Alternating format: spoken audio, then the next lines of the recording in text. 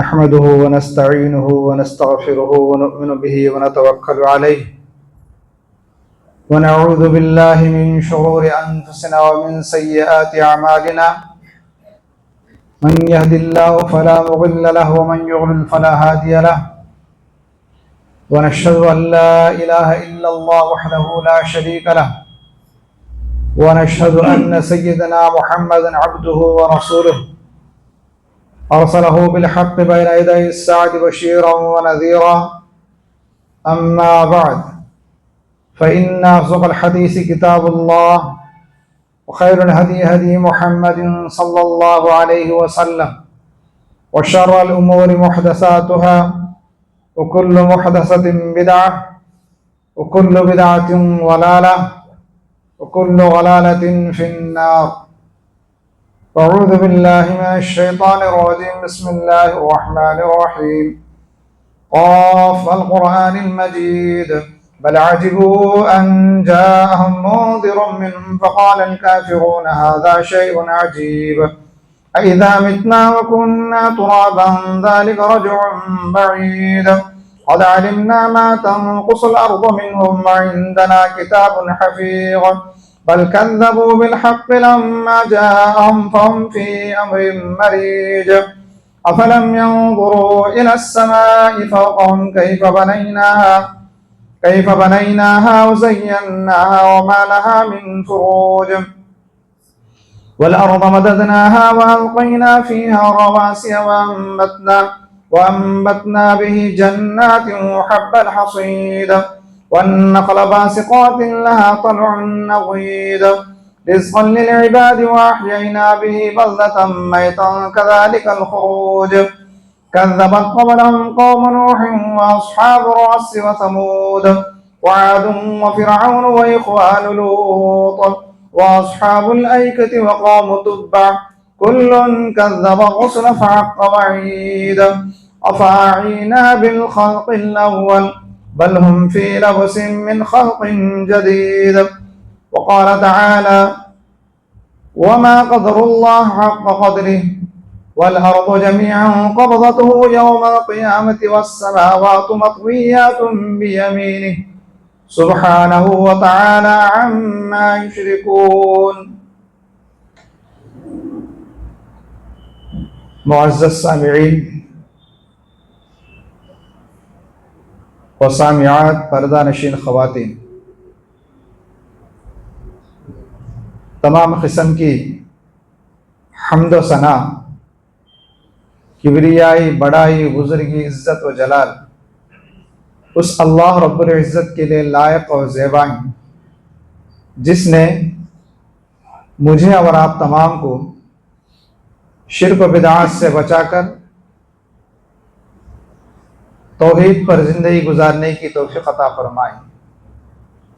اس کے بعد لاکھوں کروڑوں درود و سلام ہو میرے اور آپ کے آقا جناب محمد رسول اللہ صلی اللہ علیہ وسلم پر. محترم حضرات، ہم سب کا خالق اور مالک اللہ تبارک و تعالی ہی ہے. اس کے علاوہ نہ ہمارا کوئی مددگار ہے اور نہ کارساز ہے، نہ خالق اور مالک ہے. جب ہم سب کا خالق اور مالک اللہ تبارک و تعالی ہی ہے تو مخلوق کا یہ حق ہوتا ہے کہ ساری مخلوق اپنے خالق کی، اپنے مالک کو پہچانے اور اس کی قدرتوں کا اندازہ لگائے کہ اللہ ہم سب کا خالق اور مالک ہے تو اللہ تبارک و تعالیٰ کی قدرتیں کیسی ہیں، اللہ تبارک و تعالیٰ کی طاقت کیسی ہے اور اللہ تبارک و تعالیٰ کا جلال کیسا ہے. تو اللہ تبارک و تعالیٰ کی معرفت اور اللہ تبارک و تعالیٰ کی قدرت جانیں اور اس کا تقوی اور اس کا ڈر اپنے دل کے اندر بٹھائے۔ تو سب سے پہلے آئیے، ویسے تو اللہ تبارک و تعالیٰ کی ذات و صفات، اللہ تبارک و تعالیٰ کی قدرت اور اللہ تبارک و تعالیٰ کا جلال، جس کی باتوں کے تعلق سے قرآن مجید کے اندر بہت سے آیتیں آئی ہیں۔ شرط یہ ہے کہ انسان اللہ تبارک و تعالیٰ کو پہچانے کہ اللہ کون ہے، اس کی قدرت کیا ہے اور اس کا جلال کیسا ہے۔ آج انسان اللہ تبارک و تعالیٰ کو جیسے پہچاننا ہے ویسے پہچانتا نہیں۔ اللہ تبارک و تعالیٰ فرماتا ہے وما قدر اللہ حق قدرہ، یہ لوگ جس طرح سے اللہ تبارک و تعالیٰ کو پہچاننا ہے ویسا پہچانے نہیں۔ اللہ تبارک و تعالیٰ کو جیسے جاننا ہے ویسے جانے نہیں کہ اللہ کی قدرت کیا ہے، اللہ کی طاقت کیسی ہے۔ اللہ تعالیٰ کہتا ہے وما قدر اللہ حق قدرہ، یہ لوگ اللہ کو جیسے پہچاننا ہے ویسا پہچانے نہیں۔ اور اللہ تعالیٰ اس کی قدرت کے تعلق سے فرماتا ہے وَالْأَرْضُ جَمِيعًا قَبْضَتُهُ يَوْمَ الْقِيَامَةِ، اللہ ایسی طاقت والا، ایسی قدرت والا ہے کہ ساری زمین کو، اس زمین کے اوپر کیا کیا ہے، پہاڑ ہیں، چٹان ہیں، درخت ہیں، اور نہ جانے کتنی کتنی وزندار چیزیں ہیں، دریا ہیں، پانی کا ایک بہت بڑا ٹھاٹے مارتے ہوئے سمندر ہیں، ساری کائنات زمین پر بسی ہوئی ہے۔ ایسی زمین کو، اتنی وزندار زمین کو اللہ تبارک و تعالی قیامت کے دن ایک ہاتھ میں اٹھا دے گا، اس کی مٹھی میں رکھ دے گا۔ قبضت ہو یوم القیامہ، قیامت کے دن اللہ تبارک و تعالی ساری کائنات کو کس میں رکھے گا، مٹھی میں سما دے گا، ہاتھ میں رکھ دے گا۔ ہاتھ میں بھی پورا ہاتھ نہیں، قبضت ہو، اس کی مٹھی میں اللہ تبارک تعالی رکھے گا۔ والسماوات مطویات بیمینہ، اور ساتوں آسمانوں کو اللہ تبارک و تعالی لپیٹ کر اپنے داہنے ہاتھ میں رکھے گا۔ اپنے داہنے ہاتھ میں ساتوں آسمانوں کو اللہ تبارک و تعالی لپیٹ کر اپنے داہنے ہاتھ میں رکھ دے گا، اور ساری زمین کو اللہ تبارک و تعالی ایک ہی ہاتھ میں رکھ دے گا، مٹھی میں رکھے گا۔ سبحانہ، سبحان اللہ، اللہ تبارک و تعالی کی ذات پاک ہے، ایسی طاقت والا ہے، کسی کو سہارے کی ضرورت نہیں ہے، کسی انسان کی کسی چیز کی سہارے کی ضرورت نہیں اللہ تبارک و تعالی۔ تو اللہ تعالیٰ کہتا ہے ساری کائنات جو تم آنکھوں سے دیکھتے ہو، یہ سارے پہاڑ، یہ سارے چرندے، یہ سارے پرندے، اور جتنے بھی دریا ہیں اور دریا کے اندر جو مخلوقات ہیں، ساری چیزیں زمین پر ہے، زمین کے اوپر رکھی گئی ہے۔ یہ سارے اپارٹمنٹ ہے جو انسان بنتا ہے، یہ سارے زمین کے خزانے ہیں، ساری چیزوں کو اللہ تبارک و تعالیٰ کیا کرتا ہے، قیامت کی مٹھی میں رکھ دیتا ہے۔ اور ساری کائنات جو آسمان کے اندر جتنے فرشتے ہیں، سورج ہے، چاند ہے، ستارے ہیں، ساری چیزوں کو اللہ تبارک و تعالیٰ کیا ہے، لپیٹتا ہے آسمانوں کو، ساتوں آسمانوں کو، ایک آسمان نہیں، اور سماوات، سارے آسمانوں کو لپیٹ کر مطویات بیمین، سیدھے ہاتھ میں رکھ دیتا ہے۔ تو اللہ تبارک و تعالیٰ کی قدرت اس آیت کے اندر اللہ تبارک و تعالیٰ تذکرہ فرمائے اس کی قدرت کا۔ لیکن آج انسان کیا ہے، اللہ تعالیٰ کو پہچانتا نہیں کہ اللہ کون ہے، کیسی قدرتوں والا ہے۔ اس کو چھوڑ کر غیر اللہ کے سامنے اپنے سر کو جھکاتا ہے، دوسروں کی عبادتیں کرتا ہے۔ اللہ تعالیٰ کہتا ہے یا ایھا الناس، انسان کی کمزوری کو اللہ اس آیت کے اندر بیان فرماتا ہے۔ یا ایھا الناس ضرب مثل فاستمعوا لہ، سورہ حج کی آیت ہے۔ اے لوگوں، تمہارے لیے ایک مثال بیان کی جاتی ہے، ایک مثال بیان کی گئی ہے، فاستمعوا لہ، اس مثال کو، اس ایگزامپل کو غور سے سنا۔ ان الذین تدعون من دون اللہ لن یخلقوا ذبابا، جو لوگ اللہ تبارک و تعالیٰ کو چھوڑ کر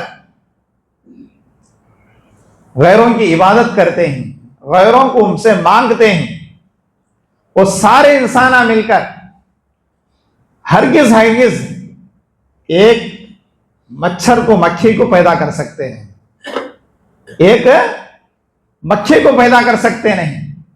الذباب ولو استمعوا له، سارے انسان مل کر، سارے سائنٹسٹ مل کر، سارے انجینئرز مل کر، دنیا کے تعلیم یافتہ جو طبقہ ہے، آج بام بناتا ہے انسان، نیو ٹیکنالوجی سے، نئی ٹیکنالوجی سے کیا ہے، بڑے بڑے میزائل بناتا ہے، لیکن یہ سارے میزائل بنانے کی طاقت اللہ دیا ہے، لیکن یہی سائنٹسٹ، یہی بڑے سائنسدان مل کر ایک جاندار چیز کو پیدا کر کے دم بھر سکتے نہیں، روح پھونک سکتے نہیں۔ چھوٹا سا مکھی ہے، اس مکھی کو پیدا کر سکتے نہیں سارے لوگ مل کر، گرچہ کہ آج انسان کیا ہے، پانی کے اندر مچھلی کی طرح تیرنا سیکھتا ہے، جانتا ہے، ہوے میں پرندے کی طرح اڑتا ہے، آج کتنی ٹیکنالوجی بنا لیتا ہے، یہاں بیٹھتا ہے، دنیا کے کوسے ملک میں کیا ہے، بم گرانا ہے، دنیا کے کوسے ملک کو برباد کرنا ہے، کون سی جگہ پر یہ چیز لے جا کر وہاں فٹ کرنا ہے، بھیجتا ہے گاڑی کو، خود نہیں جاتا، اپنی جان کی حفاظت کرتا ہے، جا کر کہاں کیا کرنا ہے کر دیتا ہے، لیکن اللہ تعالیٰ کہتا ہے وَلَوِ اسْتَمِعُوا لَهُ، سارے لوگ مل جاؤ، پورے سارے مل کر ایک چھوٹی سی مکھی کو پیدا کر سکتے ہیں۔ وَإِنْ يَسْلُبْهُمُ الذُّبَابُ شَيْئًا، اگر یہی مکھی جو ہے، یہی جو مکھی جو ہے، اگر شاید لا استنقذوا من وَإِنْ يَسْلُبْهُ الذُّبَابُ شَيْئًا لَا يَسْتَنقِذُهُ، اگر یہی مکھی جن کو تمہیں پوچھتے ہو وہاں سے چھوٹی سی چیز لے لی، ضبط کر لی، چھین لی، اٹھا لی، تو تم سارے مل کر، یہ لوگ جو کیا ہے، جو جن کو تمہیں مانگتے ہیں، یہ سارے بت کیا ہے، جس چیز سے مکھی جو اٹھا لی ہے اسی چیز کو واپس لے سکتے ہیں۔ ضعف الطالب والمطلوب، اللہ تعالیٰ کہتا ہے مکھی کتنی کمزور ہے، اور جنہیں مانگتے ہیں وہ بت، وہ ساری چیزیں کتنے کمزور ہیں۔ وما قدر اللہ حق قدر، یہ لوگ اللہ تعالیٰ کو جیسے پہچاننا ہے ویسے پہچانے نہیں۔ ان اللہ لقوی عزیز، بے شک اللہ تبارک و تعالیٰ طاقتور ہے، قوی ہے، زبردست قدرت رکھنے والا ہے، ایسی قدرتیں ہی اس کی اللہ تبارک و تعالیٰ کی۔ تو لہٰذا انہی آیتوں سے ہمیں یہ بات سمجھ سکتے ہیں کہ اللہ کیسی قدرت والا ہے، اور انسان کتنا کمزور ہے، جسے پوچھا جاتا ہے وہ بت کتنا کمزور ہے، جو جانور ہے وہ جانور پیدا کر سکتے نہیں، اتنا کتنا کمزور ہے، یہ ساری چیزیں کمزور ہیں۔ اللہ تعالیٰ قوی عزیز، اللہ تبارک و تعالیٰ زبردست طاقت والا ہے اور قدرت والا ہے، وہ اللہ تبارک و تعالیٰ کی ایسی شان ہے۔ تو اللہ تبارک و تعالیٰ اتنی عظیم قدرتوں والا ہے کہ جس کے کن سے ہو جا بولے تو ساری کائنات کو برباد کر سکتا ہے۔ اللہ تبارک و تعالیٰ کو پلان ڈالنے کی ضرورت نہیں ہے کہ اس کو اس طرح سے حملہ کرنا ہے، اس کو اس طرح سے برباد کرنا ہے، اس کو اس طرح سے عروج پر لانا ہے، اس کو اس طرح سے ترقی دینا ہے۔ اللہ تعالیٰ سمجھنے کی ضرورت نہیں ہے، کن ہو جا بولے تو ہو جاتا ہے۔ برباد کرنا ہے تو اللہ تبارک و تعالیٰ کے اشارے پر ساری دنیا ختم ہو سکتی ہے۔ ایسی قدرتوں والا ہے، ایسی طاقتوں والا ہے۔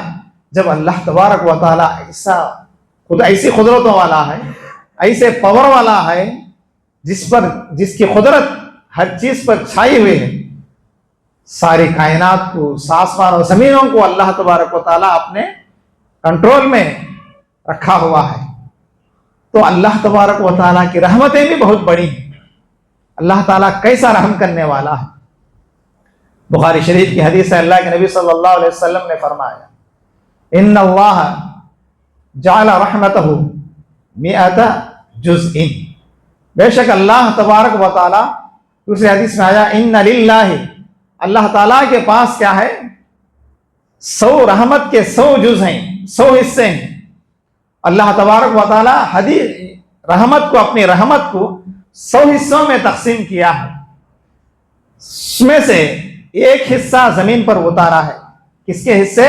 رحمت کے ایک حصہ زمین پر اتارا ہے، اور 99 یعنی 90 پر 9 حصے اپنے پاس رکھنا ہے آسمان پر، اور اسی ایک حصے کا اثر اس طرح اتنا زیادہ ہے زمین پر کہ اس رحمت کے ایک حصے کو زمین پر اتارنے سے اس ایک حصے کا اثر کیا ہے؟ ہر ماں اپنے بچے سے محبت کرتی ہے، ہر جانور اپنے بچے سے محبت کرتا ہے۔ اللہ کے نبی دنیا کے اندر سب سے زیادہ اگر کوئی محبت کرتا ہے، رحمت کرتا ہے، اپنے رحمت سے کیا ہے؟ ایک ماں ہی ہے جو سب سے زیادہ اپنے بچے سے محبت کرتی ہے۔ اسی طرح سے ہم دیکھتے ہیں جانوروں کے اندر بھی کیا ہے؟ جانور کو بچہ پیدا ہوتے ہی کیا ہے؟ وہ جانور اپنے بچے سے بے حد محبت کرنے لگتا ہے، اس کے چمڑے کو اپنی زبان سے چاٹتا ہے اور اس کے سارے جسم کو چاٹتا ہے۔ اسی طرح سے ایک مرغی جو بے جان ہے، چھوٹا سا جانور ہے، لیکن وہ بھی کیا ہے؟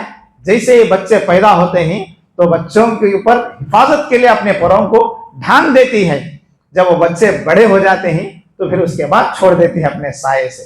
جیسے بچے پیدا ہوتے ہیں کیا ہے؟ اپنے سائے سے، اپنے پروں سے بچوں کو ڈھانک لیتی ہے۔ اللہ کے نبی صلی اللہ علیہ وسلم نے فرمایا اسی رحمت کے اثر ہی سے ہر ماں اپنے بچے سے محبت کرتی ہے، یہاں تک کہ دودھ پلانے والا جانور گائے بھی کیا ہے؟ اپنے پروں کو، اپنے پیروں کو پھیلاتا ہے اور اپنا بچہ تاکہ آسانی سے دودھ پائے۔ حدیث کے الفاظ ہیں تاکہ بچہ آسانی سے دودھ پینے کے لیے کیا ہے؟ اپنے پیروں کو پھیلا دیتا ہے جانور۔ یہ کیا اثرات ہیں؟ اس ایک رحمت کا اثر ہے جو زمین پر اللہ تبارک و تعالیٰ ایک رحمت اتارا ہے۔ اب اندازہ لگائیے ایک رحمت کے ایک جز سے، ایک ٹکڑے سے، ایک حصے کی وجہ سے ہر ماں اپنے بچے سے اتنی زیادہ محبت کرتی ہے، جس کے پاس 99 یعنی 90 پر 9 رحمتیں، 90 پر 9 رحمتوں کے حصے اللہ کے پاس ہے، تو اندازہ لگاؤ وہ رب کتنے رحمتوں والا ہے، اتنی زیادہ محبت کرنے والا بندوں سے، اتنی زیادہ رحمتیں برسانے والا ہے۔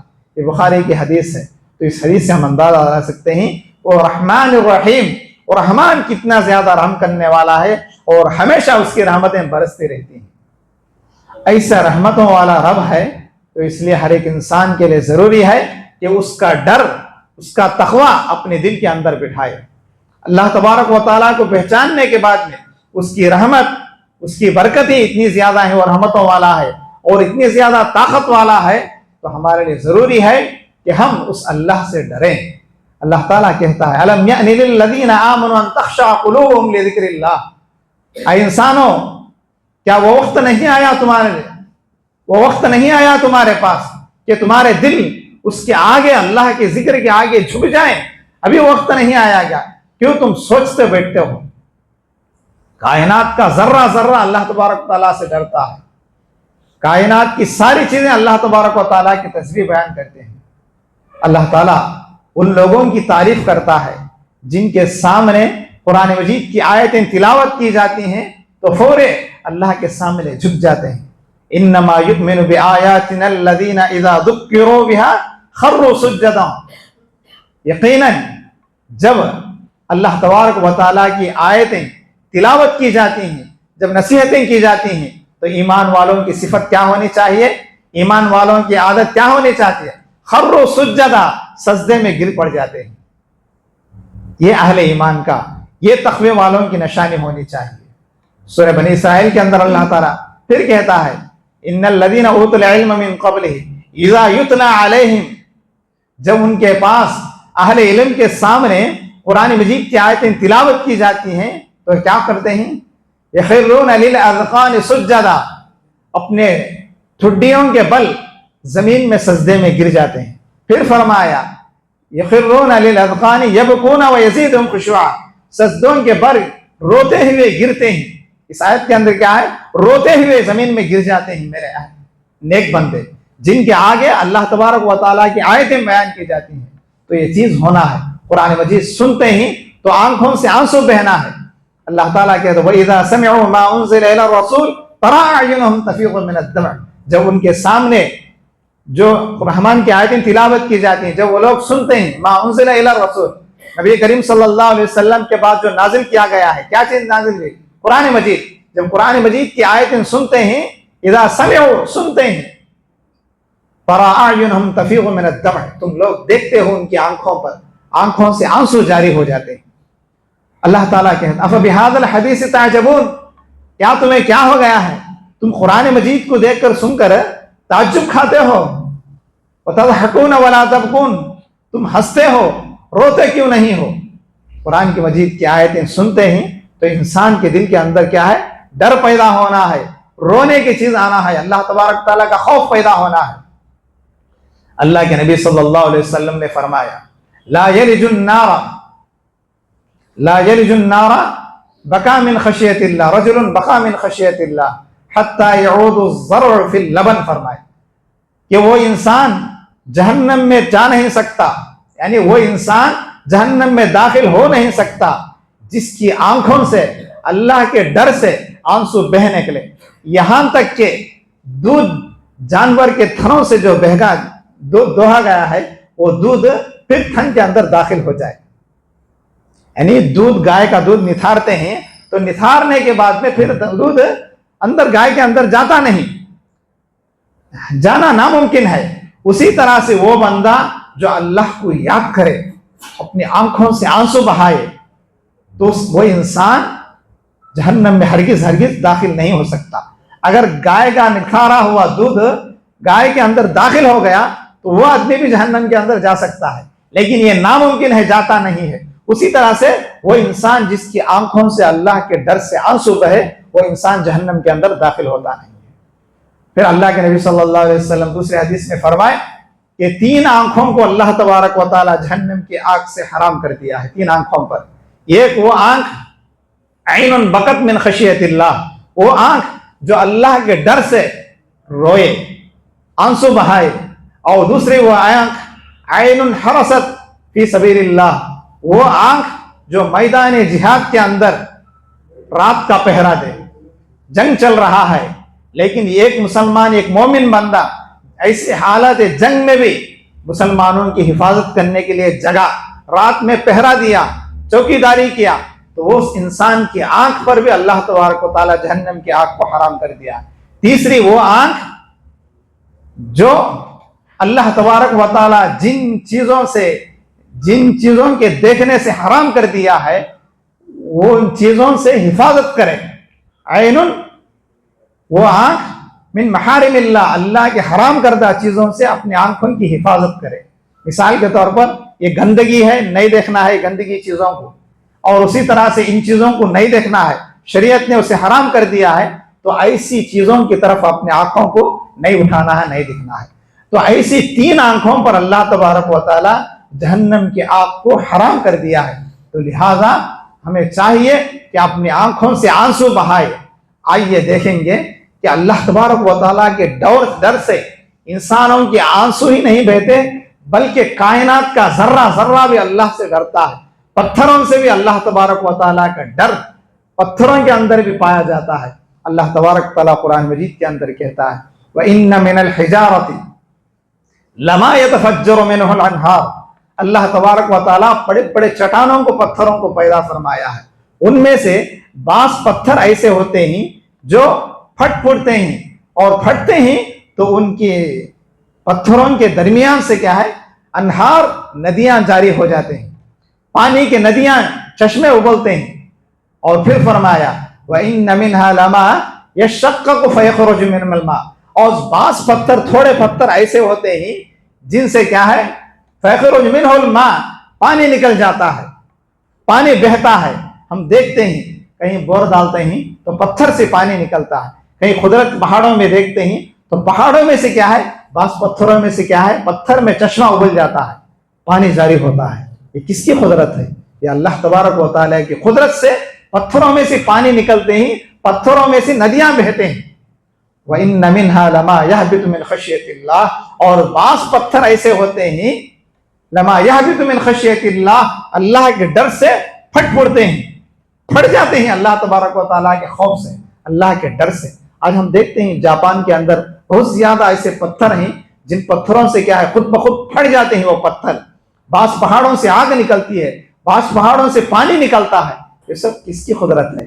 یہ اللہ تبارک و تعالیٰ کی قدرت کہ پتھر بھی اللہ کے ڈر سے ڈرتے ہیں۔ وَإِنَّ مِنْهَا لَمَا يَهْبِطُ مِنْ خَشْيَةِ اللَّهِ، بعض پتھر ایسے ہوتے ہیں جو اللہ کے ڈر سے، اللہ کے خوف سے کیا ہے پھٹ جاتے ہیں. یہ اللہ تبارک و تعالیٰ کا جلال ہے. تو انسانوں کو چاہیے کہ انسان بھی اللہ تبارک و تعالیٰ کا ڈر، اللہ تبارک و تعالیٰ کا خوف کیا ہے اپنے دل کے اندر بٹھائیں، آنسو بہائیں. پتھروں سے آنسو پانی کے چشمے جاری ہو جاتے ہیں. تو اللہ تعالیٰ کہتا ہے تو انہیں ایسے بعض نافرمان ایسے ہو گئے ہیں کہ میرے ڈر سے پتھر پھٹ پڑتے ہیں، لیکن ان کے دلوں کے اندر کیا اتنے سخت ہو گئے ہیں کہ پتھر سے بھی زیادہ ان کے دل اتنے سخت ہو گئے ہیں. وَمَا اللَّهُ بِغَافِلٍ عَمَّا تَعْمَلُونَ، اور اللہ تبارک و تعالیٰ تمہارے اعمال سے غافل نہیں ہے. تم جو بھی کرتے ہو اللہ تعالیٰ جانتا ہے. یہاں تک کہ کیا پتھر تو پتھر، ہوا میں اڑنے والے پرندے بھی اللہ تبارک و تعالیٰ کی تسبیح بیان کرتے ہیں، اور کیا ہے سارے ذرے ذرے نماز بھی پڑھتے ہیں. اللہ تعالیٰ سورہ نور کے اندر فرماتا ہے أَلَمْ تَرَ أَنَّ اللَّهَ، کیا تم دیکھتے نہیں، أَنَّ اللَّهَ يَسْجُدُ لَهُ مَنْ فِي السَّمَاوَاتِ وَالْأَرْضِ، کہ آسمان اور زمین میں جتنے بھی چیزیں ہیں ساری چیزیں اللہ تبارک و تعالیٰ کی تسبیح بیان کرتے ہیں. كُلٌّ قَدْ عَلِمَ صَلَاتَهُ وَتَسْبِيحَهُ، اللہ تعالیٰ کہتا ہے کہ ان کی نماز پڑھنے کو اور ان کے تسبیح کرنے کو اللہ جانتا ہے.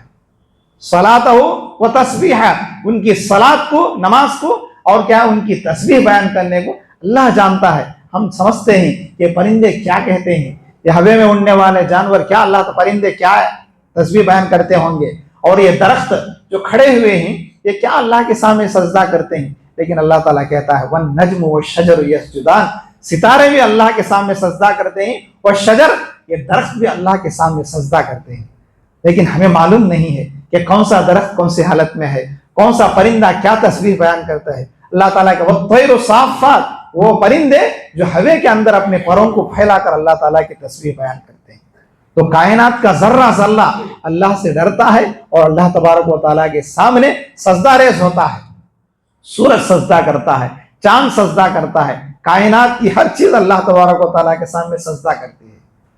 بس انسان کو چاہیے کہ انسان اللہ تبارک و تعالیٰ کے سامنے جھکے اور اپنی آنکھوں سے آنسو بہائے. آئیے دیکھیں گے اللہ کے نبی صلی اللہ علیہ وسلم اور صحابہ اکرام کی کیا حالت ہوتی تھی کہ اللہ تبارک و تعالیٰ کا خوف جب کبھی بھی ان کے سامنے قرآن مجید کی آیتیں، قرآن کی باتیں، دین کی باتیں سنتے تھے تو ان کی آنکھوں سے آنسو بہتے تھے.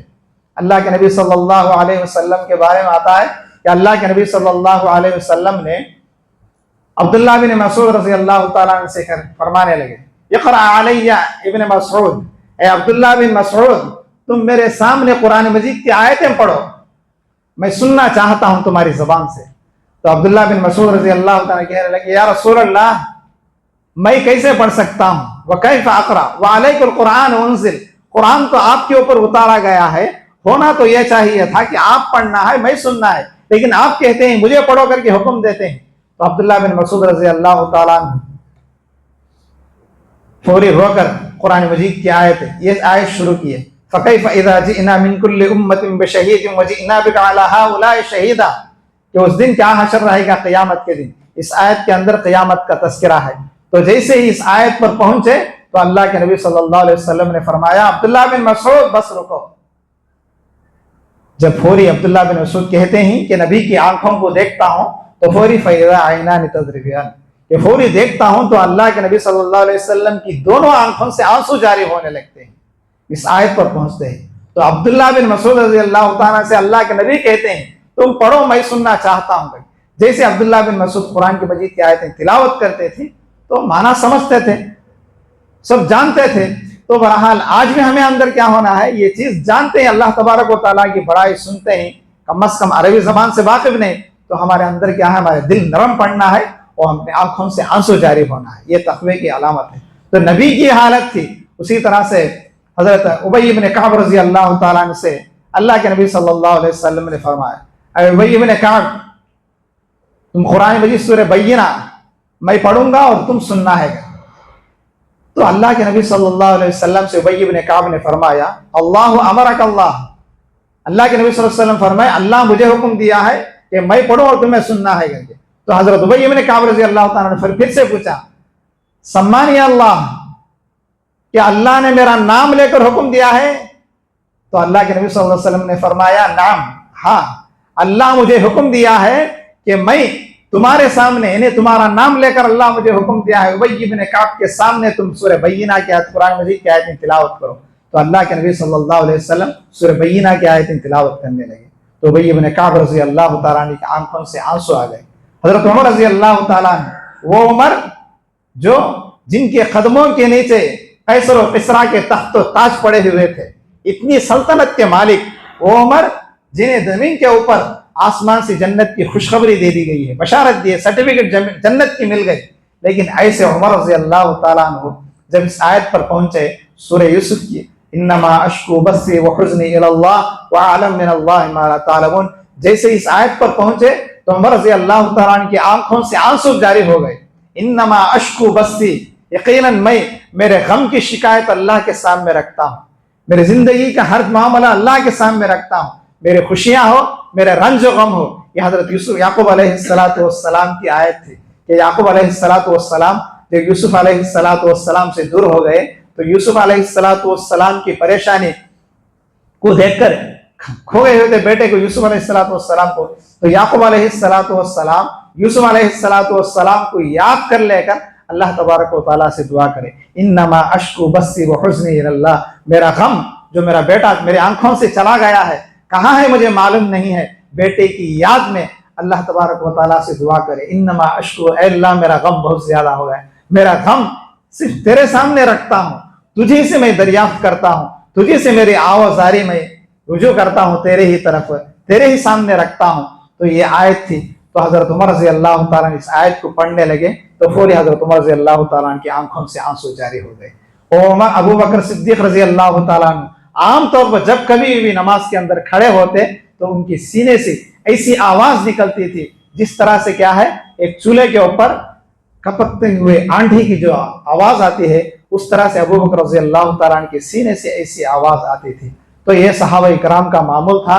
حضرت عثمان رضی اللہ تعالیٰ عنہ وہ جلیل القدر صحابی جو کیا ہے مسلمانوں پر بہت بڑا احسان کیا اس دور کے اندر, پانی کا خط تھا, ایسے پانی کے خط کے اندر کیا ہے یہودیوں سے کنواں خرید کر مسلمانوں کے آزاد کیے. ہر ہمیشہ حضرت عثمان رضی اللہ تعالیٰ عنہ غنی تھے, ہر معاملے میں آگے بڑھتے تھے, لیکن وہ عثمان جنہیں جنت کے اندر خوشخبری بھی مل گئی, وہ عثمان رضی اللہ تعالیٰ عنہ جب جن کے سامنے خبرستان خبر آ رہی تھی, خبرستان سے گزرتے تھے تو حضرت عثمان رضی اللہ تعالیٰ عنہ کی آنکھوں سے آنسو جاری ہوتے تھے.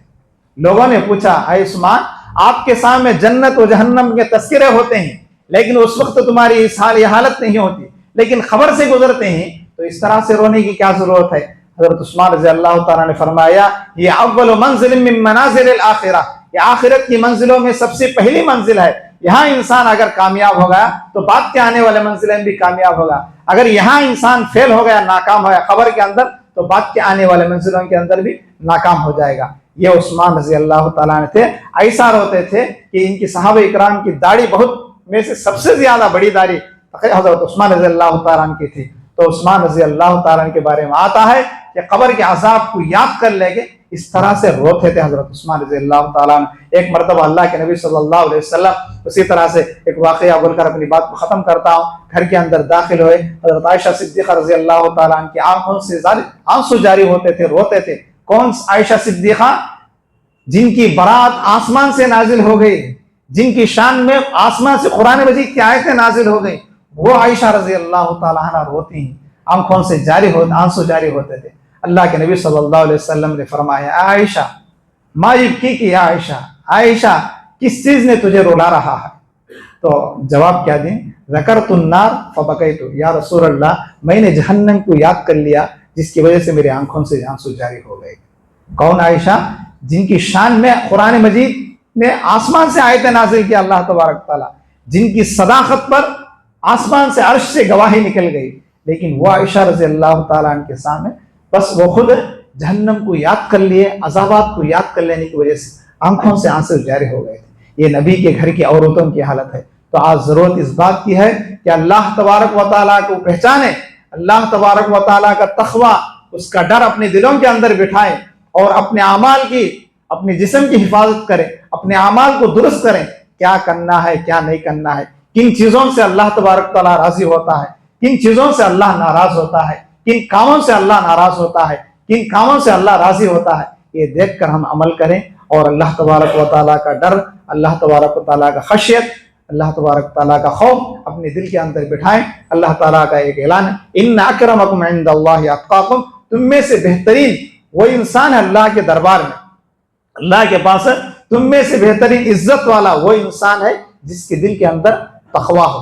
یہ نہیں کہ میں فلاں گھرانے والا ہوں، سید کے گھرانے والا ہوں، اور دوسرا کیا ہے بڑے بڑے اونچے گھرانے والا ہے، لیکن یہ گھرانے کی وجہ سے مجھے عزت ملی، ایسی بات نہیں ہے۔ اسلام نے ان چیزوں کو مٹا دیا ہے، توڑ دیا ہے۔ جو بڑے بڑے تھے، جن کے پاس ایمان نہیں، دین نہیں تھے، وہ چھوٹے ہو گئے، جو چھوٹے تھے ایمان کی وجہ سے اللہ تعالیٰ بڑا بنا دیا ہے۔ ابو جہل مکے کا بہت بڑا سردار تھا، لیکن ایمان نہیں تھا، اللہ تبارک تعالیٰ ابو جہل کو برباد کیا نہیں، اس کے اوپر اللہ کا عذاب آ گیا۔ اور بلال حبشی جو کمزور تھے، افریقہ کے رہنے والے تھے، کالے کلوٹے تھے، لیکن ہدایت دے دیا تو اللہ تبارک و تعالیٰ کیا ہے، اسی ایمان کی وجہ سے تقوی کی بنیاد پر بلال کو بہت اونچا مقام مل گیا ہے۔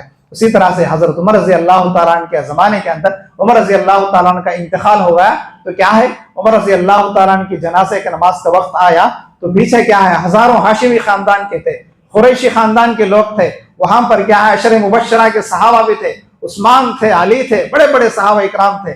لیکن جب جنازے کی نماز کا وقت آیا تو کیا ہے، صحابہ کی نگاہ کس کے اوپر پڑی؟ صہیب رومی رضی اللہ تعالیٰ عنہ کے اوپر پڑی۔ وہ صہیب رومی جو روم کے تھے، لیکن اسلام قبول کیے، لیکن کہاں کے تھے، یہ اسلام نہیں دیکھتا ہے، خاندانوں کو نہیں دیکھتا ہے، حسب و نسب کو نہیں دیکھتا ہے، لیکن جنازے کی نماز پڑھانے کے لیے کیا کیے، بڑے بڑے صحابہ اکرام روم کے رہنے والے صہیب رضی اللہ تعالیٰ عنہ کو آگے بڑھائے۔ حضرت صہیب رومی رضی اللہ تعالیٰ عنہ عمر فاروق کی جنازے کی نماز پڑھے، لیکن جنازے میں کون تھے؟ بڑے بڑے کبار صحابہ اکرام تھے۔ تو اسلام کیا ہے، خاندانوں کو، حسب نسب کو، ملک کو، کنٹری کو، یہ ساری چیزوں کو نہیں دیکھتا ہے، دیکھتا ہے تو تقوی کو دیکھتا ہے۔ اگر چمار کا بچہ بھی اگر ایمان قبول کرتا ہے تو اللہ تبارک و تعالیٰ اتنی نچلی ذات جو دنیا سمجھتی ہے، لیکن اللہ تبارک تعالیٰ اسے بہت اونچا اٹھا دیتا ہے، اٹھاتا ہے۔ کیوں؟ اسلام کی بنیاد پر، ایمان کی بنیاد پر، تقوی کی بنیاد پر اللہ تعالیٰ اونچا اٹھاتا ہے۔ بس اللہ تعالیٰ سے دعا ہے کہ اللہ تبارک تعالیٰ ہم تمام کو جو کچھ بھی کہی ہوئی باتیں ان تمام پر عمل کرنے کی توفیق عطا فرمائے، جب تک دنیا کے اندر زندہ رکھے، ایمان پر رکھے، جب خاتمہ ہو تو ایمان بالخیر کے ساتھ ہمارا خاتمہ عطا فرمائے۔ آخر دعوانا الحمدللہ رب العالمین۔ بارک اللہ لنا فی القرآن المجید ونفعنا وإياکم